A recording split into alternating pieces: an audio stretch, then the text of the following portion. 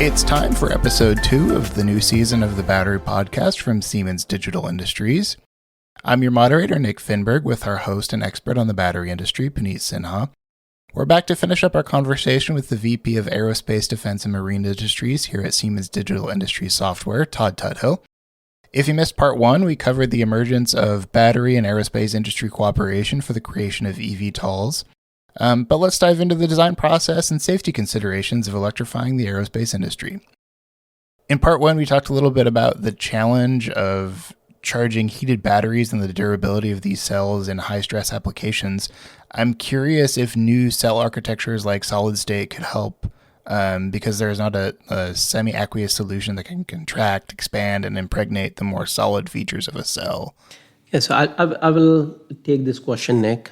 So solid-state battery definitely holds a lot of promise for many reasons. One is solid-state batteries can offer a lot higher energy density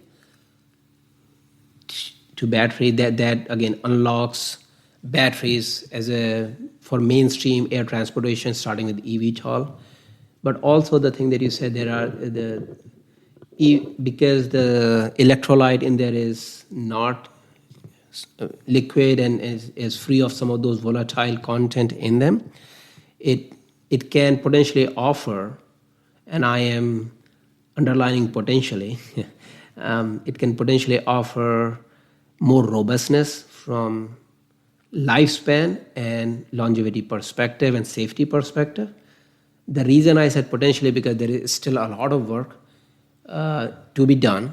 Companies are across the ecosystem, be it the large enterprises who are doing battery manufacturing and engineering for many, many years, to the new startups. All of them are investing their efforts to improve the technology, solid-state battery technology, to make it ready for commercialization. And that is not just what materials and designs, but also how to take the costs out from manufacturing perspective, so that those batteries are a lot more cost effectively viable. So is solid state an answer? It definitely holds the promise, but I would say there is still a lot of work to be done. Todd, are you seeing something more or some of those conversations when you talk to EVTOL companies? I haven't heard many people talking about solid-state batteries yet. But I think you mentioned some of the issues around solid-state batteries, and we haven't talked about safety yet. But I assume we're going to go to safety. And when I think about the conservative nature of aerospace, especially aerospace when it comes to paying customers, where you're paying civilians in there, there's a very conservative approach to critical technologies like propulsion and energy in the use in aerospace. So I think you're going to see them in cars long before you'll ever see them in aircraft, is what I would say. And I agree. I think, again, my impression, and again, it is not a judgment on how the battery industry at large is looking at it, but everything that I'm seeing, it is highly likely that solid-state batteries may first come in more of a consumer electronics applications, then to the cars, and then to the more safety critical system like aircrafts. But that is just my impression. We'll see if there are some major breakthroughs happen that can change the curve of this commercialization. Yeah, and I completely agree, Puneet. I think that's exactly right. All right, well, let's dive further into safety then. So it's definitely a critical component for aerospace and batteries with volatile chemical compounds, as well as some of the altered requirements compared to internal combustion engines.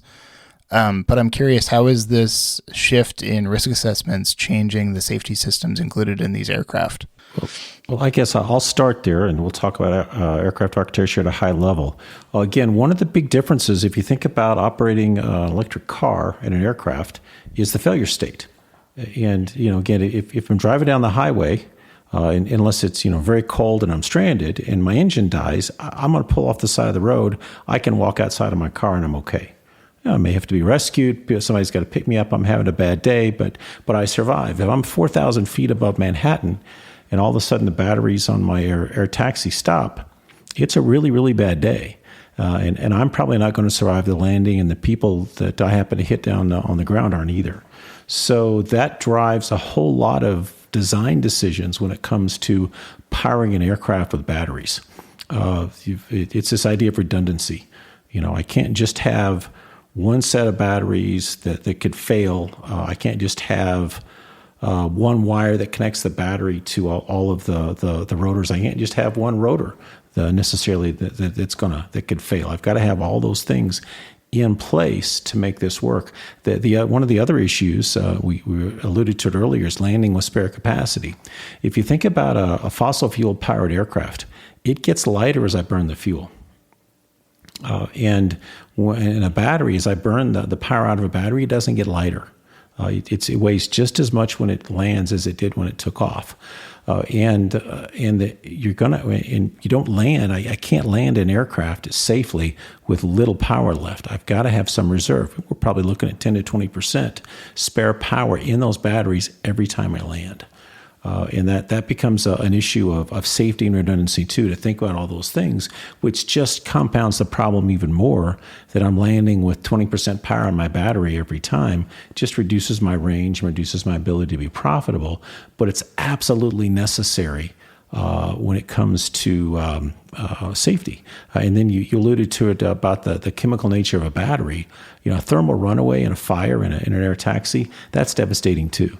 Something that just can't ever happen. And of course, if we go back to, how do you cause a thermal runaway? Well, one of the worst ways is to charge it improperly and charge it hot, which we talked about, some of the issues. So there's all kinds of interesting technological and engineering challenges when it comes to providing for safe use of electric power with a battery in an aircraft. So there's all kinds of, and we've just kind of touched on some of them. And I think Puneet can probably go into some more details about what it's going to take to safely certify and use commercial aircraft with batteries. Yeah, everything Todd you said, I fully agree. For the electric aircraft, EVTOL, the safety requirements are much more stringent than they need to be for a passenger car, for all the reasons you mentioned. And that means how it is as much about how companies are monitoring the behavior of battery while it is in operation, as much as the right design and right manufacturing. Those things are absolutely critical. They need to be designed correctly. They need to be manufactured correctly with a very high level of quality. But that alone is not good enough. There is, based on, let's say, last 15, 20 years of industry working with high voltage battery in electric vehicle systems, it is clear that safety is not assured just because you have safe chemistries and or safe materials and you have designed it very well and you've manufactured it very well. How it is being operated, how accurately you can monitor the battery is equally important. And so then if you look at it from the criticality of safety and that comes with any aircraft, there are going to be a lot more stringent requirement on how accurately you can monitor battery. And I'm going to take 3 examples. One is if you look at your laptop. We all have experienced that a year or two into our usage of laptop, when laptop says, okay, you have 60%, 80% of battery, sometimes it goes from 80% to 5% in a matter of minutes. And one reason for that is how accurately that state of charge is being predicted. Electric car, a lot more accuracy in there. There are a lot of the focus on, if I think from electric cars perspective, electric vehicle perspective, is state of charge, state of health. Those are the 2 very big criteria for any battery management system, and the algorithm and software that come with it need to monitor. Now, if you come to EVTOL, for all the things that we have talked about, of course, it is about very accurately measuring and telling what is this, how much charge is left. It needs to be very accurate. Need to have very good measure of state of health. But then state of power is going to be a critical criteria that needs to be measured and monitored very accurately for all the cells in a battery pack. It is not just one cell. There are thousands of cells or hundreds of cells for each of that. Because as Todd said, when the aircraft has to land, FAA will require you need to have certain amount of power left in the aircraft or air taxi while it lands. How can you measure and make sure that it is there and then the landing can be safe? So a lot of those requirements that come with any aircraft will be critical for battery industry to understand and account for them, not only while at the material level or the cell and pack level, but also how those batteries are operated in this larger high voltage EVTOL system. And that's where I tied back to very first point in the very beginning Todd mentioned. That is, he said that when he talks with a lot of electric aircraft companies, he mentioned a lot of them are looking to make their own batteries. Why is that? Think of that. It's not about just cell. It's also about having a tremendous control over how each cell is being measured and monitored and where they're going to put it. So all of those things become very critical for a EVTOL company, for an air taxi company to have a strong expertise in, which goes beyond just the hardware. It also encompasses the software and control algorithms and all the cybersecurity and software-based product development it comes with. Is there something in the aerospace and battery Venn diagram piece that really captures either of your imaginations that we haven't covered yet? I know, Todd, you talked a little bit about the Jetsons and delivery aircraft, but what's something else that's super interesting to you that you might see in the next few years? So we talked a lot about air taxis in the limited range of an air taxi, 80 to 100 miles right now, maybe 200, 250 if we can double the energy density. But let's talk about what it's going to take to electrify regional aircraft or longer range transport aircraft. And as Puneet said, there's no foreseeable battery technology that he's aware of or I'm aware of that's going to let us fly across an ocean. It's just not there. And if we think about this desire to decarbonize aviation, it's going to take something more than batteries. And there's this whole range of things called hybrid electric, where we're talking about combining batteries and hydrogen power, or I've even heard people talk about, I've talked about these things called small modular reactors, which I think right now you'd say, gee, Todd, you're insane. You'd put a nuclear reactor on an aircraft. I don't know that we're ready to do that in the next couple of years, but those are the kinds of innovations it's going to take to truly decarbonize aviation. And while it might not just be completely a battery, providing all the power, certainly batteries are going to be a key part of the redundant system and the operation of those aircraft in combination with other kinds of technologies that it's going to take for us to truly get hydrocarbons out of aerospace. And that's interesting to me, and what that's going to look like in 5 or 10 years and the kinds of innovations we're going to come up with. And from my perspective, I agree with Todd that when air transportation is not just about air taxis. Of course, that is the first dimension or first area where electrification of aircraft systems can be exercised given all the technological boundary conditions and limitations we have. And it does address one of the limiting factor in our congested cities and the transportation come with. But the whole industry, both battery suppliers but also aircraft companies, they are looking at what will it take to expand from eVTOL to regional transportation to ocean air transportation. And I agree with Todd that at least at this time, there is no battery technology that is on horizon that can ensure a trans-ocean air transportation. So it will definitely be some sort of hybrid propulsion is more likely to achieve that. Battery will have a key role to play, but that's where it needs to pair with another energy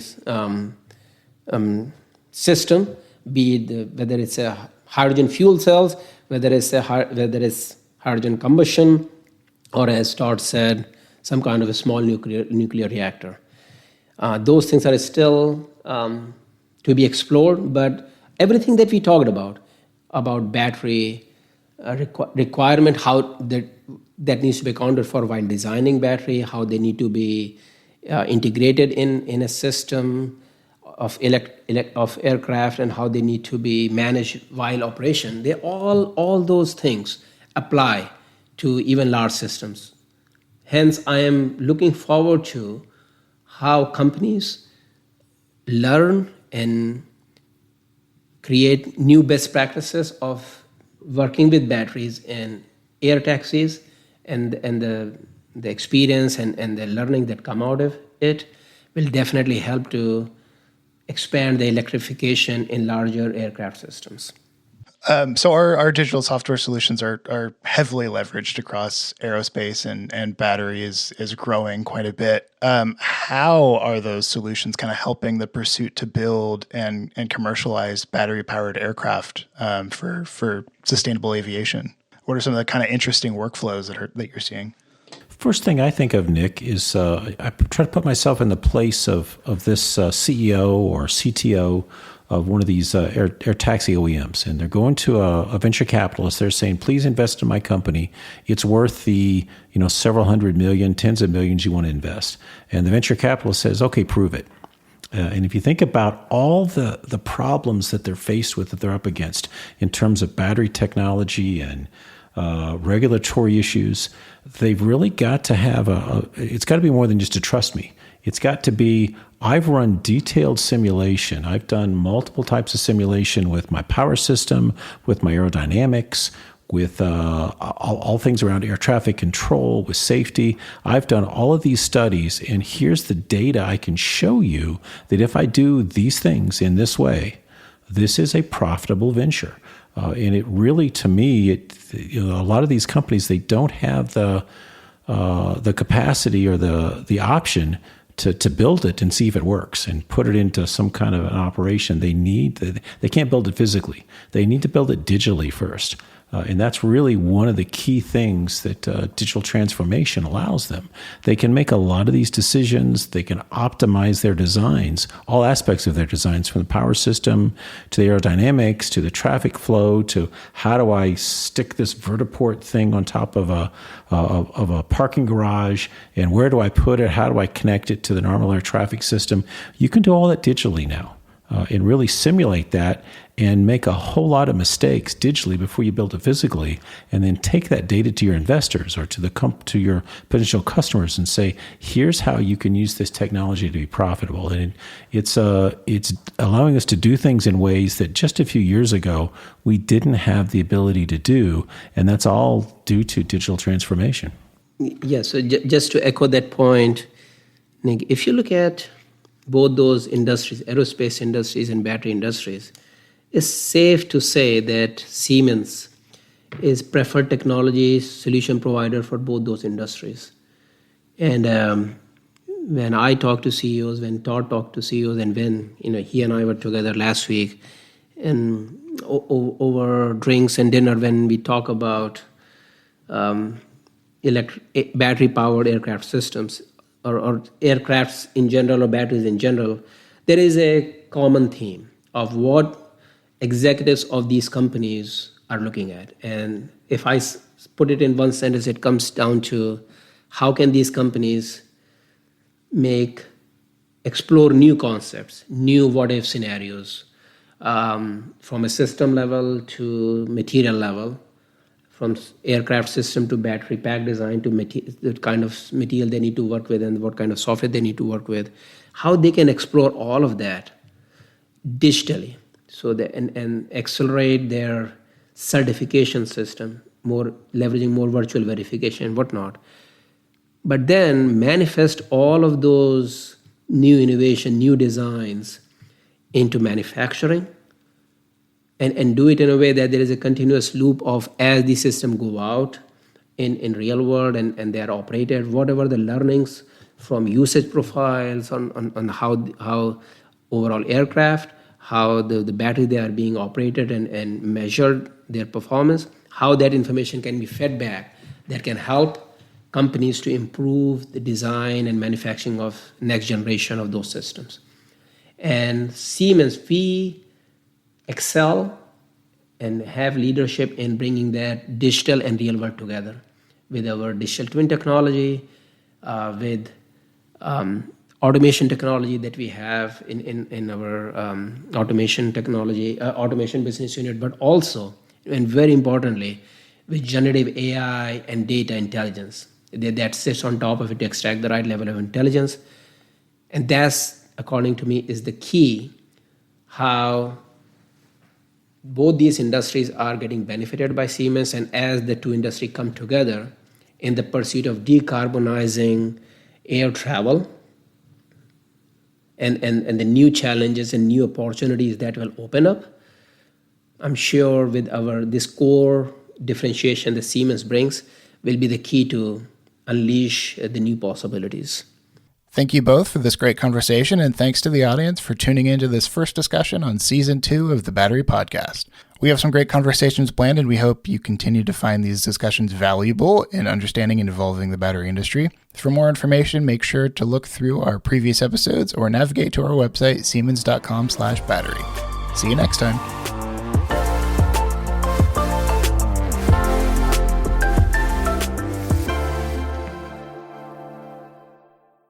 This podcast contains the personal views and opinions of the speakers.